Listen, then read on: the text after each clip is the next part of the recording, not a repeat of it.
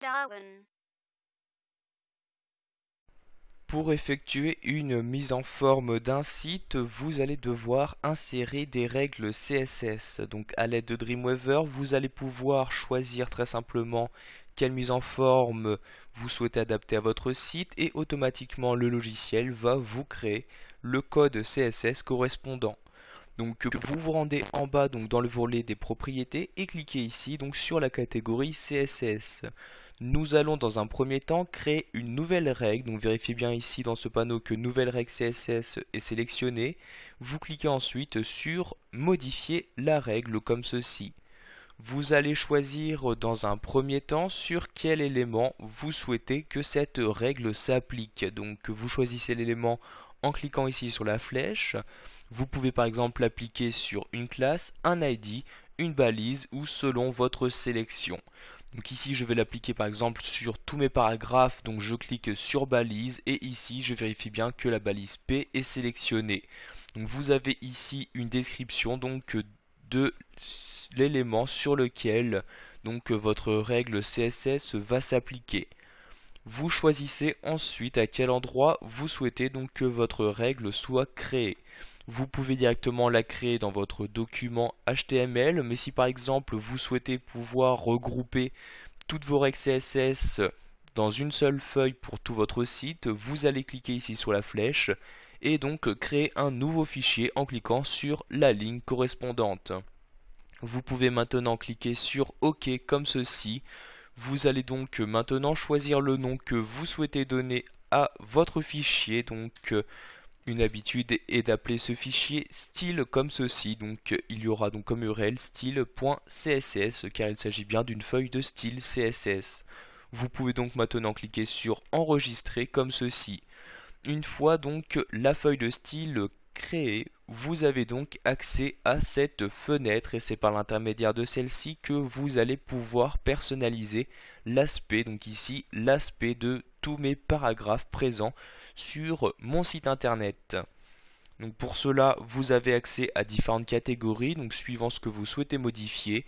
Donc ici, nous allons modifier le type, par exemple le fond de famille, c'est-à-dire la police à utiliser. Vous cliquez donc sur la flèche et vous avez alors accès à différentes polices. Donc par exemple, vous pouvez utiliser ici l'Arial, donc la première police étant la police à utiliser par défaut. Donc si celle-ci n'est pas disponible, alors le logiciel utilisera donc la seconde et dans tous les cas il s'agira ici d'une police sans sérif. Donc par exemple je vais utiliser ici ce type de police. Vous pouvez également modifier la taille des caractères de votre paragraphe en cliquant ici sur la flèche et en choisissant la taille.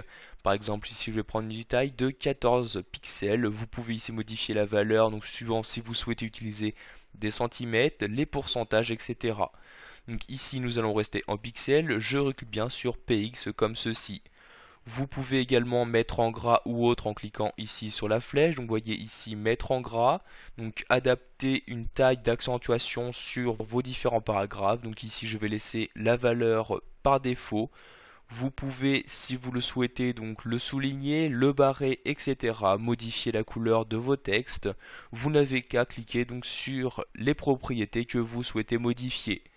Je vais maintenant cliquer sur OK afin de procéder donc au changement et comme vous pouvez le voir, ceux-ci ont bien été appliqués donc sur ce paragraphe, mais si je descends, bien donc sur les autres paragraphes présents donc sur ma page HTML.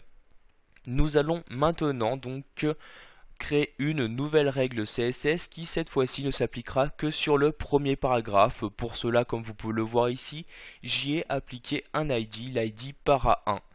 Donc je me rends ici donc toujours dans les propriétés CSS, je clique sur la flèche et je choisis ici nouvelle règle CSS.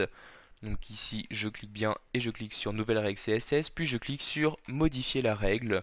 Donc ici automatiquement, vu que j'avais sélectionné ce paragraphe, il y a bien donc l'ID comme type de sélecteur et donc vous pouvez voir ici le nom de votre sélecteur. Donc lorsque vous choisissez d'insérer une règle CSS sur un ID, vous devez bien insérer le dièse avant le nom de cet ID.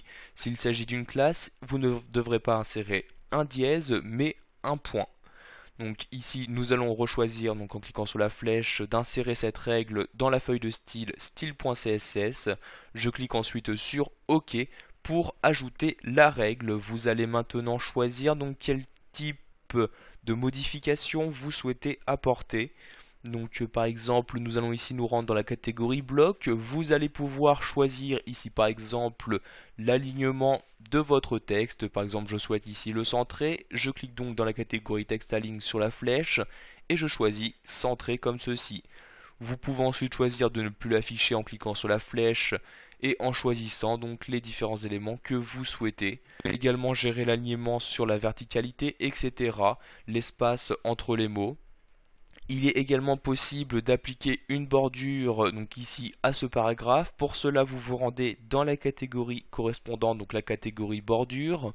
Vous allez pouvoir ici choisir le style de bordure en cliquant ici sur la flèche. Si vous souhaitez donc des traits pleins, des traits pointillés, etc. Donc ici je vais utiliser des traits pleins, je clique donc sur solide. Si vous souhaitez donc le faire pour les bordures en haut, à droite, en bas et à gauche, vous cochez bien ici la case idem pour tous. Vous choisissez ensuite donc la largeur de cette bordure en cliquant sur la flèche. Donc si vous souhaitez donc une fine, une médium ou une large, vous pouvez directement rentrer une valeur en pixels ou autre.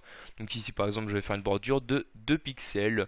Enfin, vous pourrez choisir ici la couleur à utiliser en cliquant ici et en choisissant précisément quelle couleur de bordure utiliser. Donc ici je vais garder la couleur par défaut, je clique ensuite sur OK afin de procéder aux modifications. Comme vous pouvez le voir, il y a bien maintenant mon texte qui est centré, il y a bien ici une bordure et autres. Pour finir, nous allons voir comment donc afficher les différentes propriétés CSS insérées. Vous n'avez qu'à vous rendre dans le volet de droite et cliquer ici sur l'onglet style comme ceci. Vous aurez alors ici accès très simplement aux différentes modifications de style que vous avez apportées à votre sélection. Par exemple ici mon titre, vous voyez qu'il n'y en a pas. Je sélectionne le paragraphe. Vous avez donc ici les différentes modifications apportées, comme les modifications donc de police, de taille, d'alignement ou encore de bordure. Vous allez pouvoir à tout moment modifier vos règles. Par exemple pour les règles des paragraphes, je sélectionne ici donc les règles sur le paragraphe et je n'ai qu'à cliquer sur modifier la règle et à nouveau cette même fenêtre apparaît. Je clique ici sur annuler pour fermer la fenêtre sans apporter de modification. Voilà, vous avez maintenant la possibilité d'ajouter des règles CSS sur une balise, un ID ou encore une classe.